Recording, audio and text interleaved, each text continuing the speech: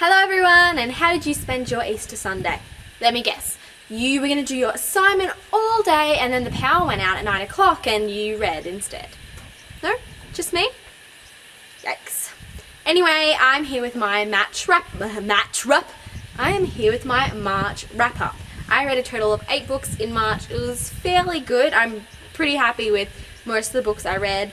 I did a lot of reading for reviews this month, like a lot. So I kind of feel good now that I'm in April because I have heaps less books to review and it's just totally coming off what I want to read. And so that's turning out well. The first book I read in March was Nightbird by Alice Hoffman. I gave this a 7. I was sent it by Simon & Schuster. And it's just a little YA. It's a little bit magical. It's just a really sweet little short story.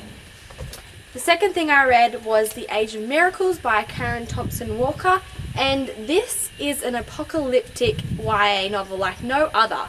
It is quite extraordinary. I was sent this by Simon & Schuster as well, and I love a good dystopian. Actually, you'll see, like, March I did heaps of dystopian reads, and then right now in April I am halfway into the 3rd Maze Runner book, so like so much dystopia going on. The next thing I read was, my cat is, like, she's full on beating up the dog right now. I don't know if you can see that.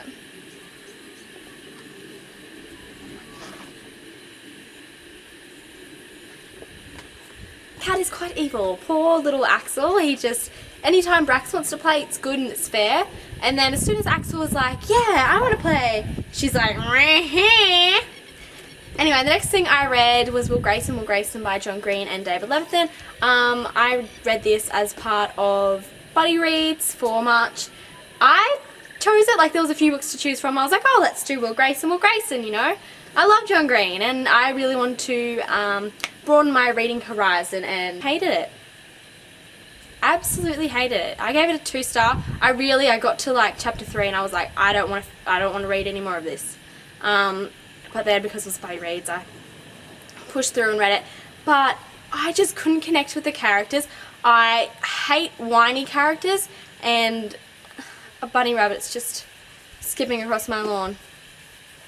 I found every single character in this book to be one of those whiny teenagers who, my life's so hard. Everyone's life's hard, mate. Like, everyone's. They really irritated me, especially when they're cruel to their mothers. Oh, they're just... Anyway, I did not enjoy this. I was very, very disappointed.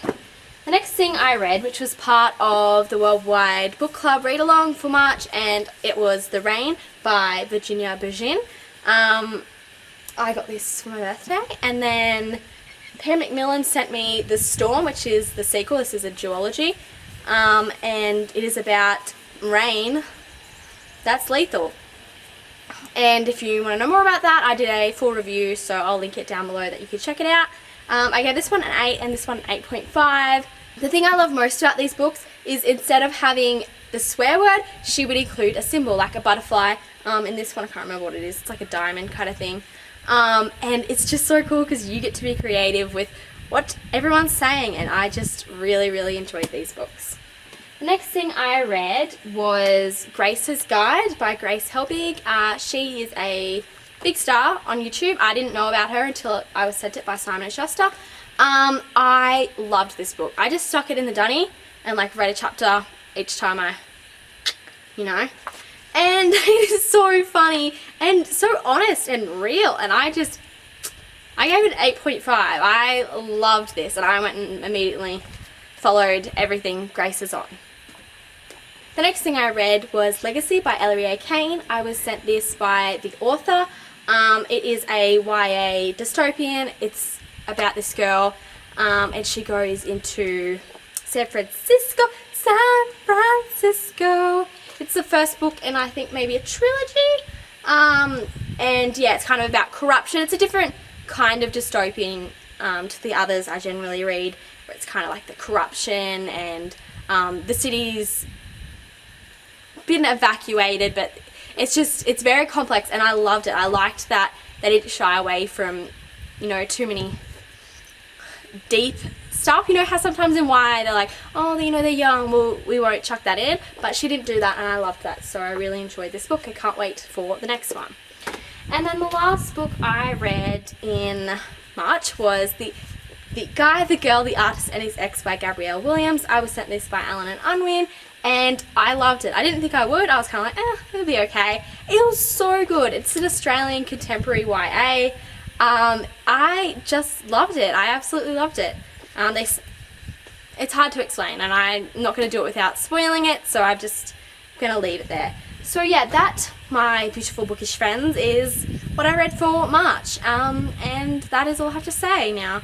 I was going to stay home alone tonight by myself, the big 20-year-old I am, and then the power isn't coming back until 10 p.m, so you're getting this delayed. It's not going up right now. But yeah, so I'm ditching this big, scary, big brick house and going to my best friend's. Hey! Oh my god! Brax! See, she just knocked that off. She's a naughty, naughty cat. You're a bad cat.